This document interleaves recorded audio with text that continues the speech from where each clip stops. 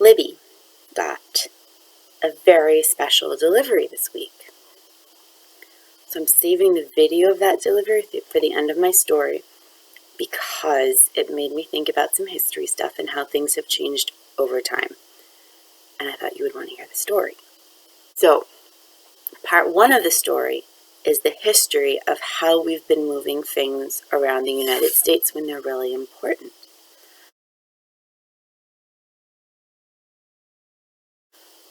So, part one is one of my main dudes, Benjamin Franklin, founded our United States Post Office. He'd been handing out mail in his hometown of Philadelphia since he was already publishing newspapers, so it made sense for him to help deliver the mail because he was already good at delivering things. Sounds good. And then, once the United States decided that we were done with Britain, we were done with England, ultimate breakup story. I can tell you that story another time. But we needed our own postal service because if we were at war with England, we didn't want them reading our mail. We needed our own postal service. So 1775, Mr. Franklin got to be in charge of the new one. Very helpful. And while he was in charge, there were some people who were charging more to send letters and newsletters if they didn't like what they said. Mr. Franklin didn't think that was fair. He thought it was important for ideas to move around, even if he didn't agree with them. He said mail should cost 1 penny per letter, and it worked out really well. The first time we had stamps, though, postage stamps, was in 1847, and Mr. Franklin had been dead for a long time at that point. Kids, I'm editing this video, and I did a silly thing, and I Googled Ben Franklin zombie to see if I could find you a picture of a Ben Franklin zombie. There's a lot. Other people have thought of this too.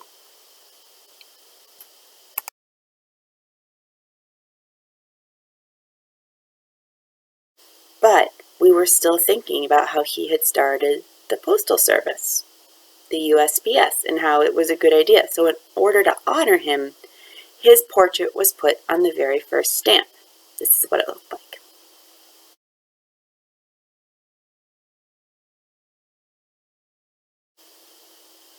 Okay, George Washington, our first president, was also on one of the first stamps.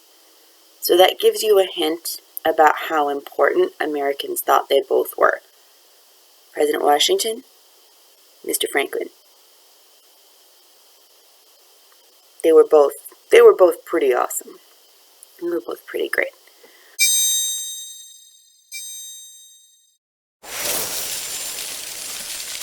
So we still get to see both of these dudes.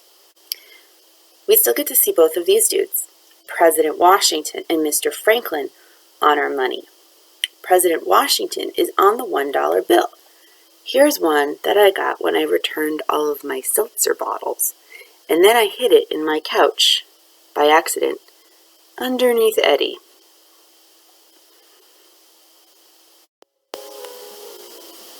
That couch. I found the dollar bill in that couch under that dog. So you see President Washington's right there. Then I thought, oh, I should show you the dollar bill that has Mr. Franklin on it.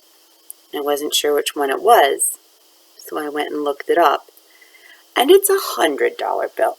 I do not have a $100 bill, so I'm going to show you this picture instead.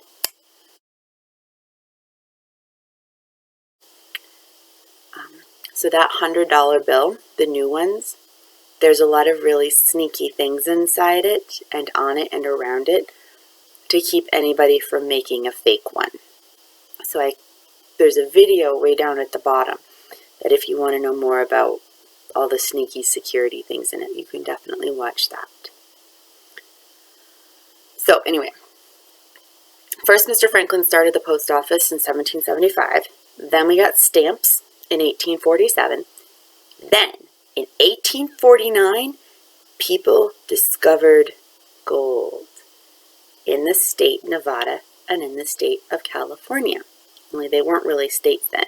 So a lot of people went rushing across the country to go and look for the gold. So we call that the gold rush. So I'm going to show you a map so you can see where most people lived and then where all the gold was. So during the gold rush, these gold diggers or prospectors moved to California and Nevada all of a sudden. They were mostly men, and mostly women and kids stayed at home on the East Coast or kind of in the middle. And there weren't roads connecting the two places. And the people, these families would have to spend months or sometimes years apart. They missed each other a lot. This was before telephones. This was before email. This is definitely before swipey swipes. So the only way to communicate was letters. And it took months for a letter to go. So by the time you told somebody that you'd lost a tooth, you probably would have lost 7 more. No fun at all. So there needed to be a fast way to send letters across the country. So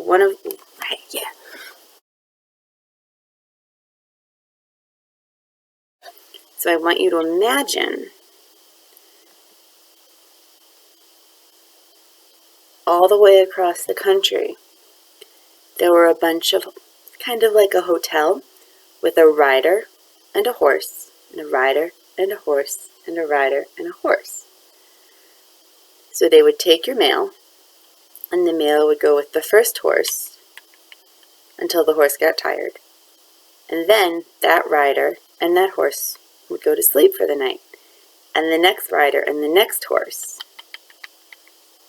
would go a little bit more, and they would get tired, go to sleep, and then the next horse would take your letter and go all the way to the end. So they were able to do this to go in 10 days. It's 1,966 miles in 10 days on a horse. So if you went and Google mapped St. Joseph, Missouri to Sacramento, California, and you can see how long that would take you. You can use the walk feature or public transit. Nuts. 10 days was awesome.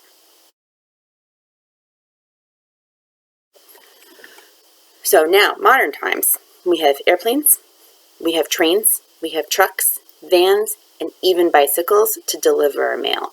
And because the Postal Service has to get mail to anybody in the country, some people live in the bottom of the Grand Canyon. I am not driving down there, and neither of the postal workers. They ride mules. But I wanted to show you some of the stamps that we have.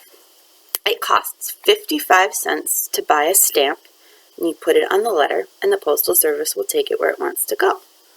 So here are some of the stamps that I have. And each one of these, you peel off, and it's like a sticker.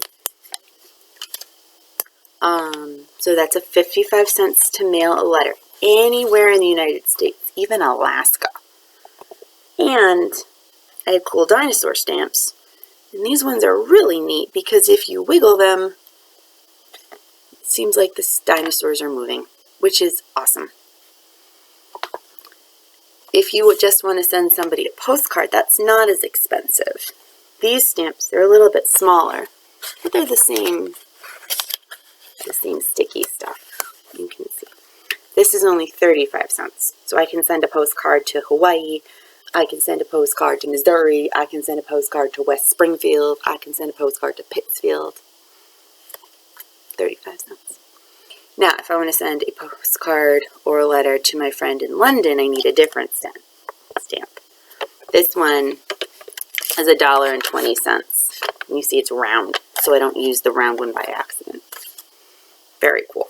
So, Ben Franklin and a penny post, then Ben Franklin's face on a stamp, then the super fast ponies, and then modern stamps. So now, just last week, NEARI students are being unbelievably creative in their ways to get their finished schoolwork to their teachers. So I want you to watch this video. This is a real video. I did not make this up. I did not add anything. It is a remote-controlled delivery system set up by one of the kids in Liz's class. This kid was able to move their work all the way across a lawn, a muddy driveway, and a mud puddle to get the work safely to Libby.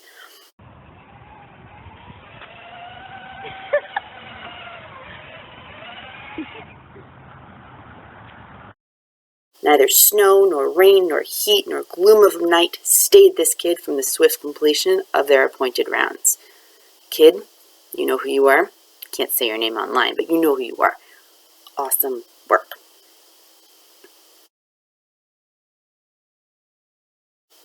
So if you have a chance, and if you have 35 cents or 55 cents, you could send a letter to somebody, because you might not have a remote-controlled delivery system. But if you do, that would work too. Okay. Miss you a lot.